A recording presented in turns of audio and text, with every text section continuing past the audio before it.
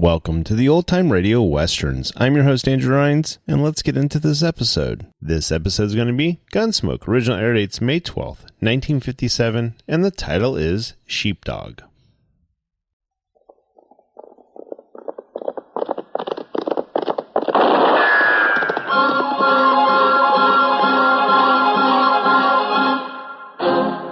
Around Dodge City and in the territory on West, there's just one way to handle the killers and the spoilers, and that's with a U.S. Marshal and the smell of Gunsmoke.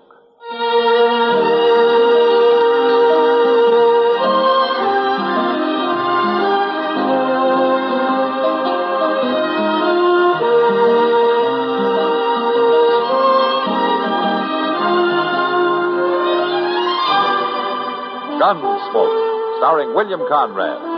The story of the violence that moved west with young America. And the story of a man who moved with it. I'm that man. Matt Dillon, United States Marshal. The first man they look for and the last they want to meet. It's a chancy job, and it makes a man watchful. And a little lonely.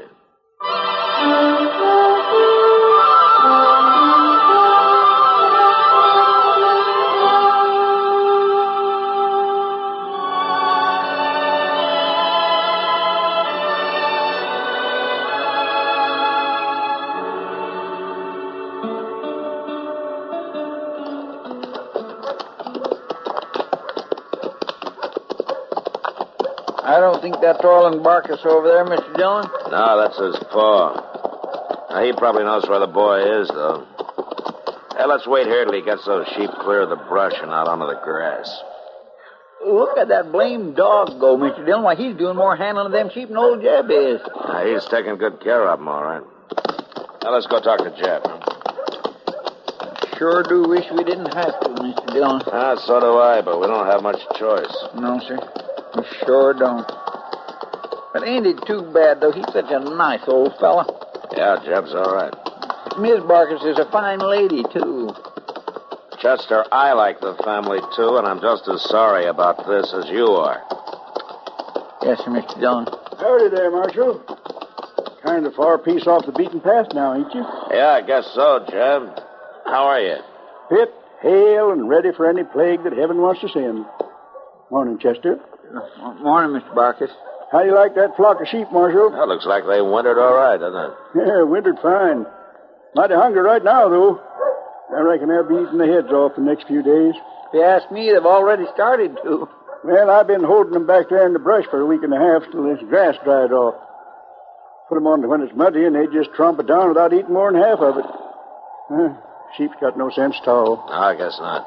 Well, that dog of yours has sure got plenty of sense. He's about as close to human as I ever seen. Maybe better than some, Chester. That dog would fight a cougar or a wolf pack till they killed him before he'd let him cut a single sheep out of the flock. He always takes care of his own. It's born in him.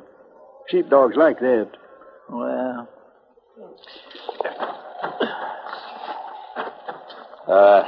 Jeb, is your boy Orland up here with you?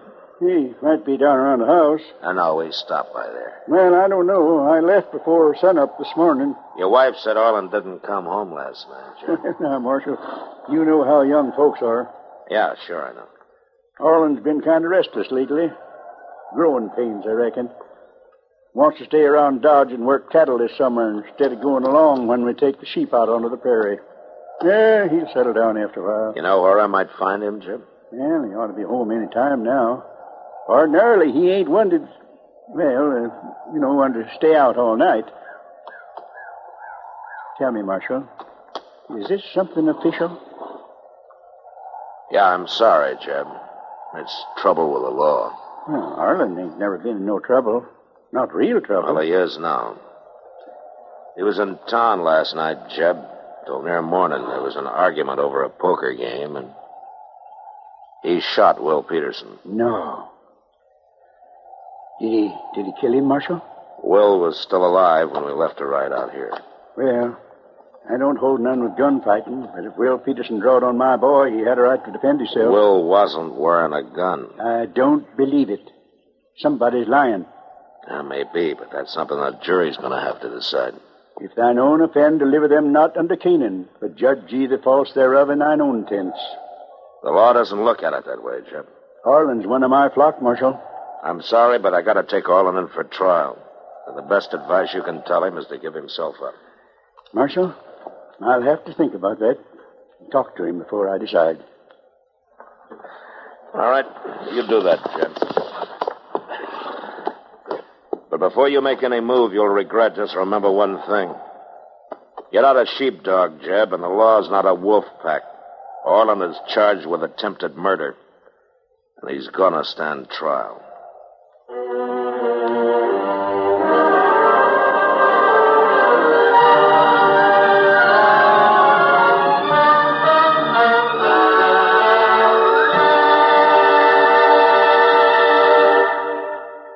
Another visit with Joe and Daphne Forsythe. Joe? Joe, stop reading that paper and talk to me. I'm listening. Go ahead. Well, I was talking to Mrs. Snyder today. You know, she's the one whose boy had 31% less cavities. Uh-huh. Well, she thinks that we should buy bigger savings bonds. Uh-huh. She says that when people can afford it, it makes more sense. Oh, she says there are a lot of different denominations. They start at $25, but then there are $50, $100, $200, and even $500 bonds. Is that so? And then with the ones we've already bought through the payroll savings plan, we'd have quite a nest egg. Uh-huh. Are you listening to me? Uh-huh. Did you know that the total accumulated compounded semi-annual interest of the Series E savings bond will amount to 93.33% of the original purchasing price? Uh-huh. I thought so. Joe, what did I say? You said that United States savings bonds are a safe, easy way of investing. I did. That they help guard our country's freedom. And? They're the best investment in America's future. I said something else, too. Oh, yeah.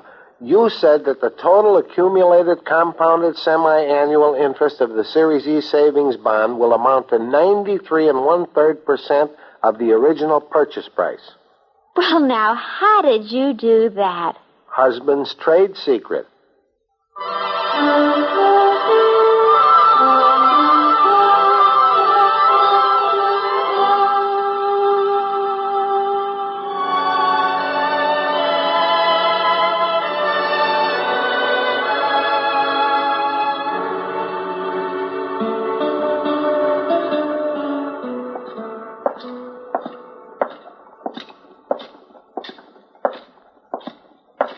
Matthew. What? It's me, Matthew. Oh, how are you, Miles? Have you been up to Doc's office? Yeah, I was just coming from there. Is, Will Peterson... He's still alive, Miles. Doc's doing all he can for him. Oh, it's a terrible thing, Matthew. Will's a fine man, hard-working, wife and family. Yeah, I know. That's pretty tough on Jeb Barkus, too. He just couldn't believe a son of his would shoot a man down the way Orland did. Miles, you were there last night. I mean, at the poker game, weren't you? Oh, I was. Tell me, was there any excuse at all for what the boy did? Will accused Orland of cheating with the cards, which he was doing, as well as all of us with a lick of sense knew he was. And the lad knew that we knew. Perhaps that's what made him so mad. Well, he's always been pretty touchy.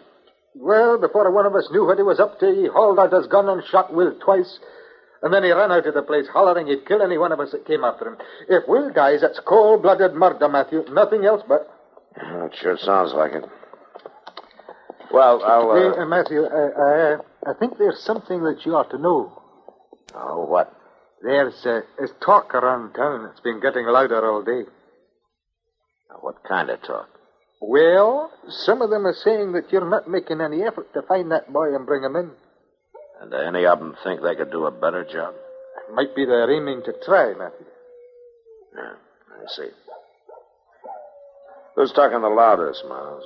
Well, Riff Kelso mostly, I reckon. Yeah, sure. Riff always gets real law-abiding when he thinks there's a chance of making it mob law. Aye. Well, I thought maybe you ought to know about it. I'm not much obliged to you, Miles. Aye. Riff gets a bunch of drunken loafers around him. There's no telling what he might do. Mr. Dillon? Yeah, what is it, Chester? Old Jeb Barker's over at the Long Branch. Oh? He slipped in the back way, says he wants to see you. Oh, good. Miles, let me know if anything serious gets started, will you? Oh, I surely will, Matthew. Is he by himself, Chester? Well, I don't know for sure. He won't say nothing till he sees you. Well, I hope he's brought the boy in. It'd be better all the way around if he has. Well, how do you know Orland even went home, Mr. Dillon? Maybe he just hit the trail out of town. No, I'm betting different, Chester. Orland's not trail-wise. He's never been away from home in his life. He'd need a bedroll and grub and money. He ran out on that poker game without even picking up his winnings.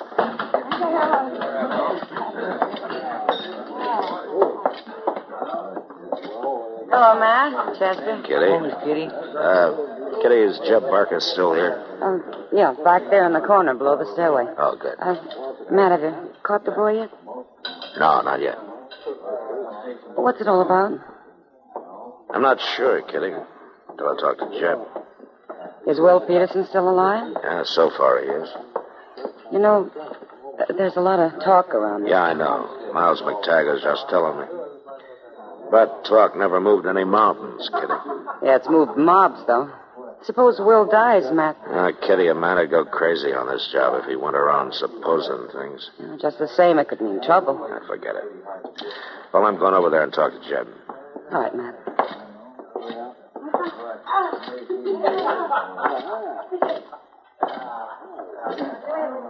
Evening, Jeb. I figured I ought to come and tell you, Marshal. It was the only just thing to do. Have you seen Orland? Yeah, I've seen him. Where is he? Marshal, we've been friends for a long time, you and me.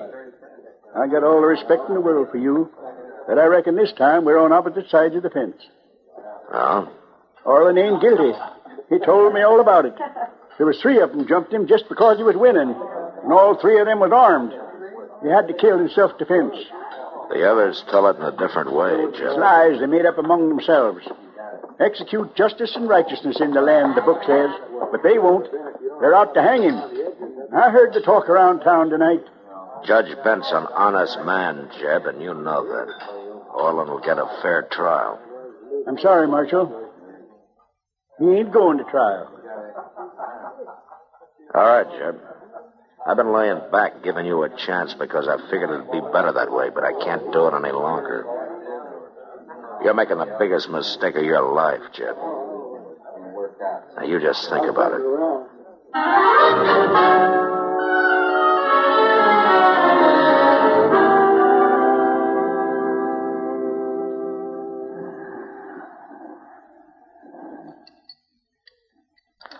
Is Will any better at all? No. Yeah, it's a thankless job, that doctrine. No matter what you do, people are going to die anyway sooner or later. But a lot of times you can try to make it later. Yeah. Hey, want some coffee, Matt? Yeah, I guess so. You know, it'd be a lucky thing for old Jeb and the boy if Will does manage to pull through. Found it, Matt, part of it's old Jeb's fault. He's rode too close herd on that young'un. Oh, thanks. You never give him a chance to grow up. Yeah, maybe you're right. Matt, people are going to go right on committing crimes and dying, no matter what you and I try to do about it. So why don't we just give up? I don't know, Doc. Why don't we? Maybe I should just stick to my coroner's job and forget the rest. Yeah, then all I have to do is tell if somebody's dead or not. Mr. John? Yeah, Chester. Riff Kelso's coming down the street. Got a mob of drunks with him. He has, huh? Doc, I'll see you later. I'm going to arrest Orland and jail him on an assault charge before they really start something. Oh, Matt. Huh? Wait. Yeah. Will is dead. I'll bring Orland in for murder.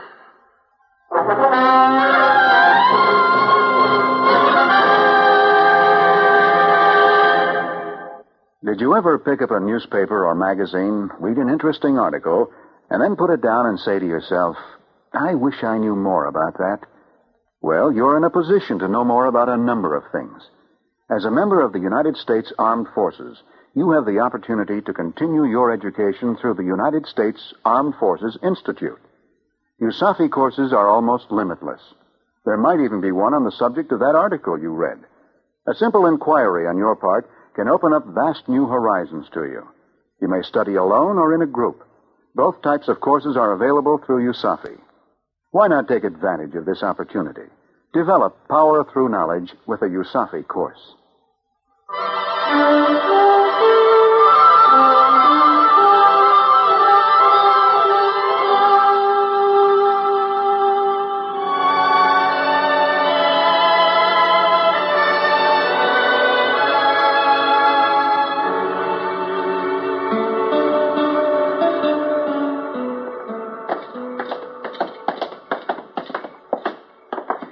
Here they come, Mr. Dillon. He's got quite a bunch with him. Yeah, they're barflies mostly, and drifters going along for this show. Keep your eye on Mike Ellery and Red Stoddard. I'll handle Rip Kelso. The rest of them don't count. All right, Chief.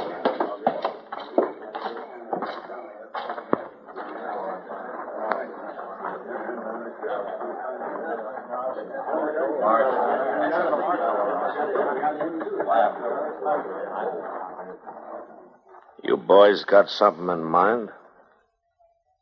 More'n you got, Marshal. The way things look. I suppose you told me about it, Riff. Dang right we'll tell you about it. We're old friends of Will Peterson's, Marshal. We aim to see justice done. That's fine. So do I. Well, then why ain't you done nothing about it? You had since last night to find that kid and bring him in. What are you trying to do? Let him get clear out of the country? He hasn't gone anyplace. How do you know where he's gone? You sure ain't spent no time out looking for him, and all the while Will laying up there dying. You're wrong, Riff. Will's already dead. Dead? You hear that, boys? Will's already dead. That murdering little rat shot Will down in cold blood, and the marshal ain't even bothered to go after him. At least not till now. Now that he's given that murderer plenty of time to get away. You got any reason figured out why I'd do that? You're dang right I got a reason. Everybody in town knows you and Jeb's been friends for years. What I say is, if there's going to be law, there's going to be law for everybody, and that goes for the marshal's friends, too. Well, I'm glad to see you've changed your way of thinking, Riff. So you and your boys are out to enforce the law tonight, is that it? You're dang right, that's it. We got the rope along to enforce it with. If you ain't man enough to do your duty, then we're going to do it for you. All right, Riff, shut up and listen. The rest of you too, shut up! Because this is the last one and you're going to get. While I've been marshal here, nobody's ever been strung up by a mob, and as long as I go on being marshal, nobody's ever going to be. Now, is that clear? You're bucking a pretty good-sized crowd here, ain't you? Not as big as the law, Riff. Might be we're aiming to change the law some, Marshal. And the lawmen right along with it. Anybody who wants to apply for the job is welcome to put in his bid any time. How about right now?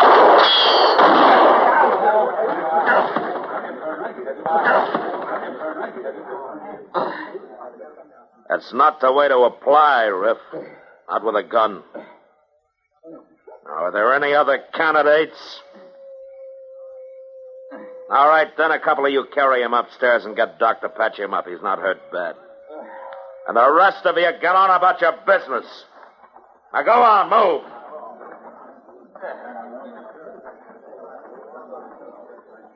All right, Chester. Let's go bring in Orland.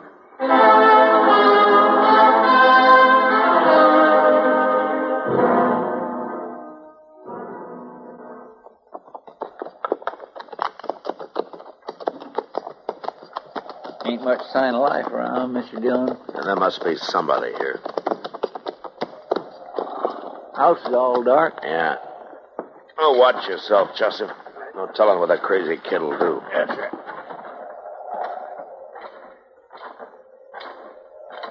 Maybe old Jeb took the whole family and run for it. No, there's a horse and wagon tied by the barn there. Well, I don't reckon they'd go off and leave a horse standing hitched, would they? Who is it? Who's there? It's Matt Dillon, Jeb. You alone? I'm alone, Marshal. Come on up.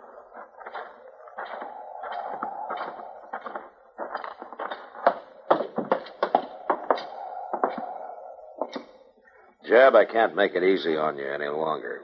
Will Peterson died a little while ago. I reckon I already knowed it, Marshal. Somehow I just kind of felt it. The charge is murder now, Jeb. I've come for Orland. Yeah, I know. Arlen come running home, Marshal, scared half to death. Just like he'd always done when he was a little shaver. Begged me to help him, and I listened to him and believed him. He was lying, Jeb. I was going to hide him, help him get away. I know places to hide. Jeb, where is he? Marshal, you told me that there was a lot more than just a wolf pack after the flock. You told me I was making the biggest mistake of my life. Jeb. Now, wait a minute. When I come back out from town tonight, Arlen was fixing to leave on his own. He broke into the box where we keep our savings. Pretty near $300. And he hit his ma when she tried to stop him. Hurt her pretty bad. Where'd he go, Jeb? I found him out in the barn, Marshal, saddling his horse. He had some food and my rifle that he was aiming to take along. I argued with him, and he laughed, and he said, sure, Will Peterson wasn't wearing no gun. I grabbed the rifle away from him, and he knocked me down. Then he drawed his gun and aimed it at me. Aimed his gun at his own father. Jeb, you're going to have to tell me. Where is he? I was just fixing to drive into town, Marshal. Arlen's there in the back of the wagon. I shot him dead.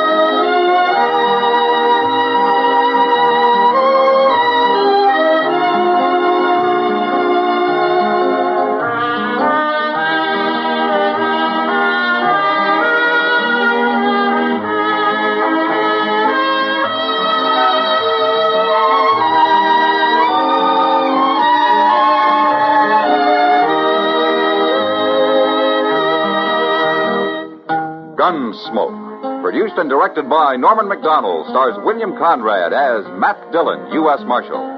The script was specially written for Gunsmoke by Les Crutchfield, with editorial supervision by John Meston. The music was composed and conducted by Rex Corey. Sound patterns were by Ray Kemper and Bill James. Featured in the cast were Parley Bear as Chester, Howard McNear as Doc, and Georgia Ellis as Kitty. George Walsh speaking. Join us again next week for another specially transcribed story on Gunsmoke. This is the United States Armed Forces Radio and Television Service.